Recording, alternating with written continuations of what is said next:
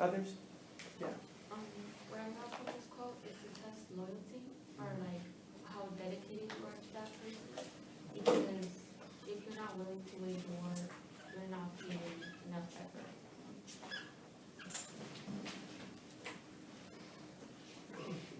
This is a big stumbling block for life for a lot of people as well.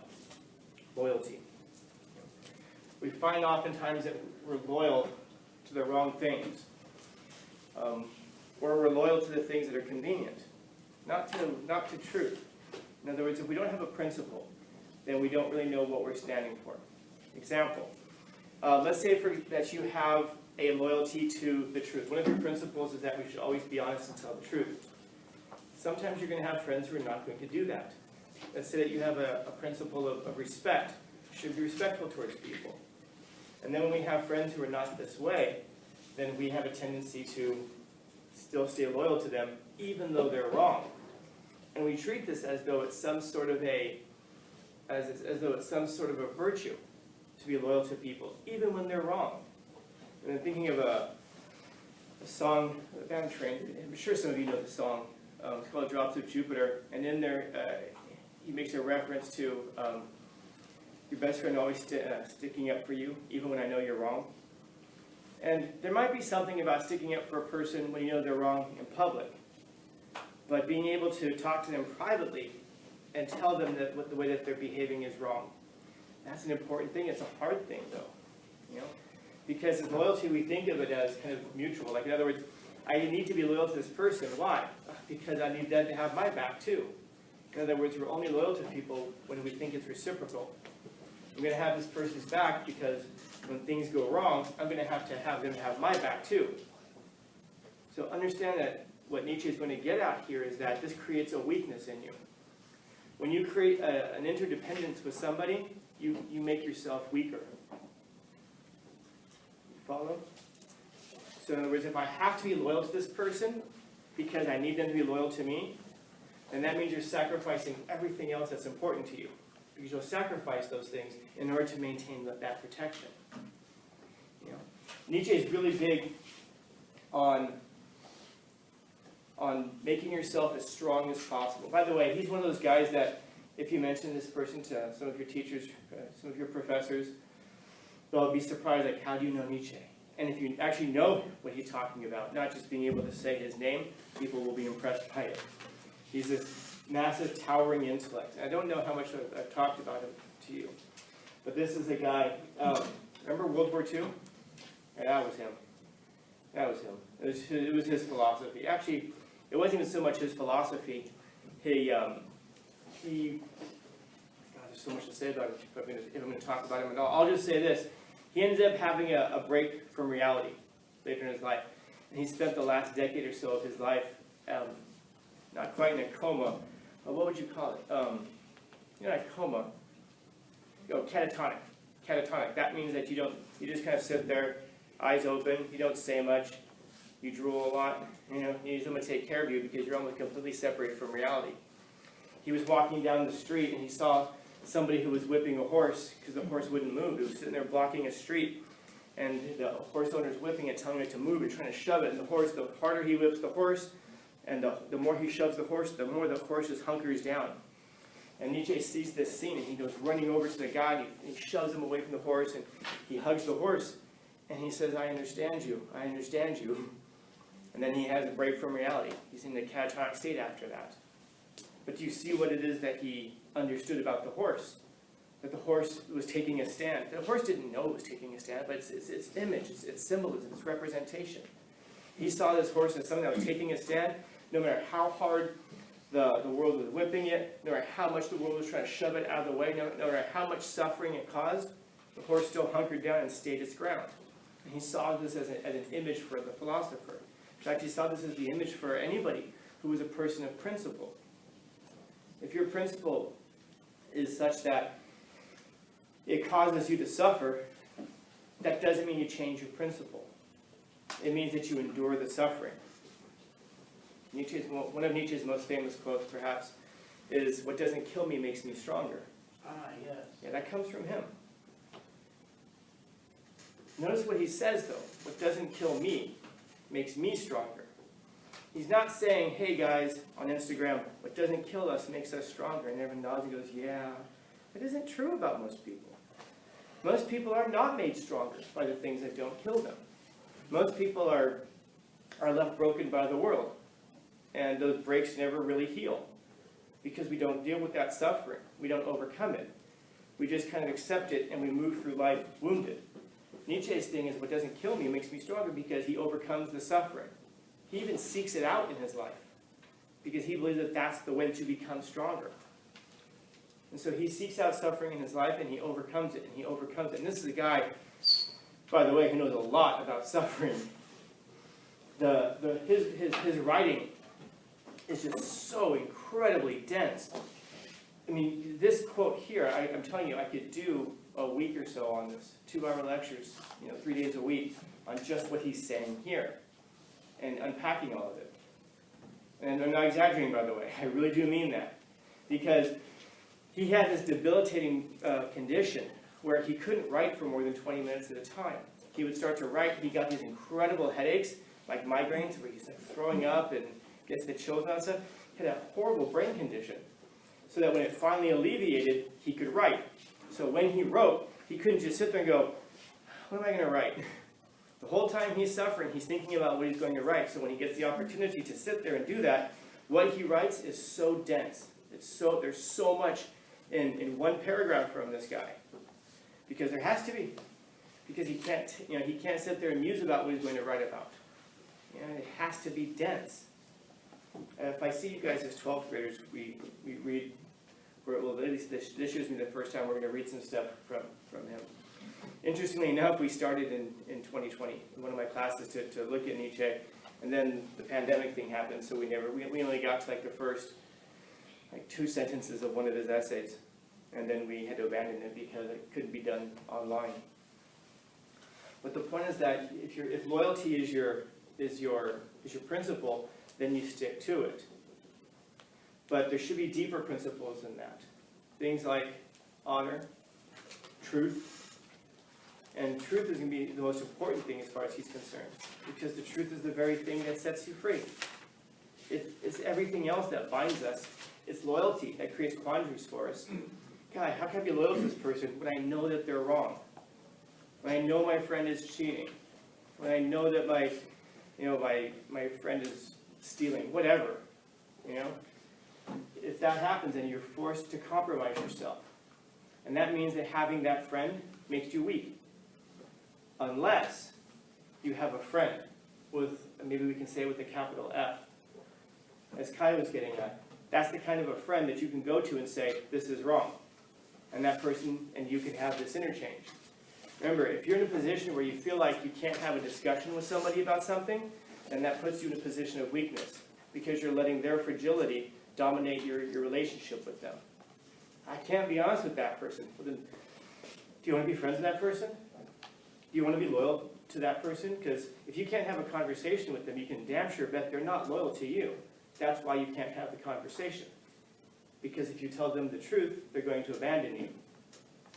And then, of course, that's one of the worst things you can do, is get into a fight, metaphorically or literally, and turn around to your 10 friends who are behind you and only find 3. Because the other 7 found some reason that they shouldn't be loyal to you, because they never had that principle in the first place. The principle they had was, you should be loyal to me. It's kind of like truth. We feel that the people should always tell the truth when they're talking to us. But when we lie, well, we're wonderful at finding excuses for why we should lie, why it's okay. And never underestimate our ability to rationalize anything. We really can. Now this last part here, and by the way, all of that is just this first part right here, if you want a friend. It goes deeper. You must be willing to wage war for them. Okay, we'll accept that. You have to be willing to back them up. We'll just take that. It's deeper than that, but we'll take that face value. What this last part here is condemning, man. To wage war, you must be capable of being an enemy. You must be capable of being an enemy. So what does this mean? Yeah. You must know, you must know all your friends' troubles, their bad sides, their flaws, but also their benefits and their love. That sounds like our friends are just cost benefit then. You know? Like we have them because their benefits to us outweigh their negatives. Maybe. But you're right, you should know those things. You should know the truth of those things. That way, you know if someone's got your back.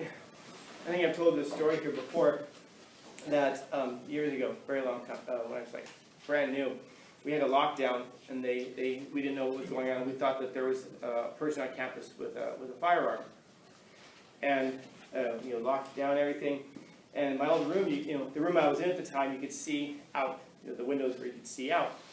And these 4 students came up to me, and they were like, "Hey, Scout, if things go down, we got your back." And I said, "Uh-huh. Anyway, if things go down, you need to run." Why? I don't know them very well. Are they really going to have my back? Because if not, they're going to get in the way. It makes it worse. You have to be someone who, when things go down, that you have to actually be capable of doing something about it, and not just being in the way. Angela, you going to say something? No, yeah, I was just saying, like it's the type of person you have to be in a, you can't just. I remember you told us this story. Yeah. So you have to be someone who's capable of waging war. What's the point in having a friend who's got your back and is willing to fight, like physically fight for you, and if they come for you, you let me know. The guy's like 5'1" and like 89 pounds, And you're like, look, best friend, have to come down to their level. You're just going to get in the way, But I've got your back, yeah, but now I have to worry about not just getting beaten up myself, but now I also have to worry about you getting beaten up. Now I can't just protect myself, I have to protect you. You have to have friends around you who you don't have to worry about that way. And it's not just a physical fight, it's any kind of a fight at all. There's a story I heard recently about a student who, I won't give very many details. There's a student who essentially was accused of some stuff online. It didn't happen. The person who actually posted it actually acknowledged that it never happened. But this was a story from 2 years ago. I'm sorry, a year ago. And it still persists. And I remember I was talking to this person, and they ended up graduating. And I asked them at the time, well, what about your friends? And they said, yeah, my friends know it's not true. I guess his friends went to him and said, hey, we know this isn't true, but we can't hang out with you anymore because of how that's going to make, because everybody else believes it, and what that's going to look like to us. Those are weak people. And oftentimes we say this like, weak, like we want to insult them. This is not an insult. This is descriptive. These are weak people. These are people who don't have the strength, they don't have the capacity, and they don't have the courage to stand up for you. Those are not the kind of people you want around you. In fact, those people now made it worse, because now what does it look like? Dude, even his friends abandoned him. Even his friends don't want to be around him. That makes it worse. There's something that's there that you have people who actually have your back and actually support you. That it's contagious almost. Where people will look at that and go, oh dude, I mean, did anybody ever seen the movie First Night, by the way? No? Long story short, it's Heath Ledger. Of course, before he died. Otherwise it'd be a really weird movie. But he pretends to be a knight so he can compete in these jousting events. He gets found out. He's not really a knight. He's just a poor squire. But he gets found out when he's kind of at the world championships. He's going to go fight in the final match, and he gets discovered. And the people who were with him, of course, they knew all along what he was.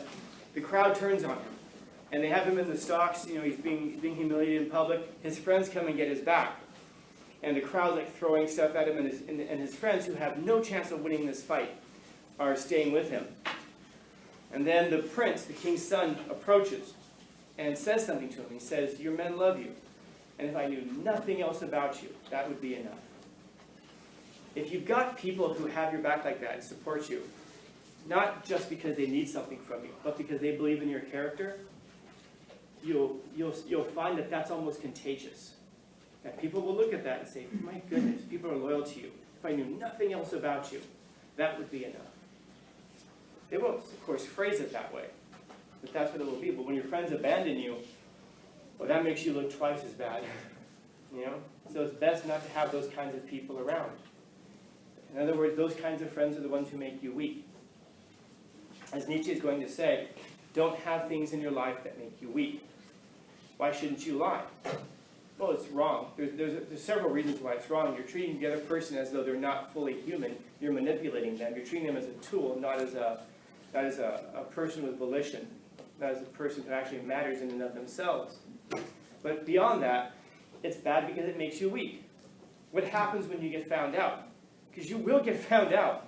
The only way that you don't get found out is if you weave more lies to try to cover up those old lies. And then you go through life with this big web of lies around you, and all it takes is for one person to discover it. And as it's been said, there's always someone somewhere with a big nose who knows. There's always someone who's going to figure it out.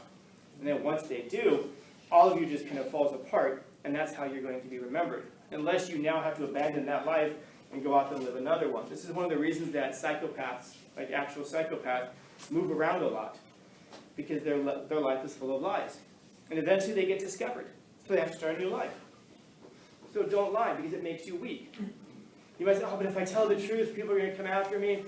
Then people come after you, people are pissed off at you, and you overcome that suffering, and you're even stronger. But when you lie, it makes you weak. You have friends around you who are going to abandon you, don't have your back, that makes you weak. You find yourself dependent on people for loyalty, that makes you weak. Jettison all of the things in your life that make you weak. We shouldn't have these things in our life that actually represent the worst of us, because the worst parts of you aren't worthy of representing you.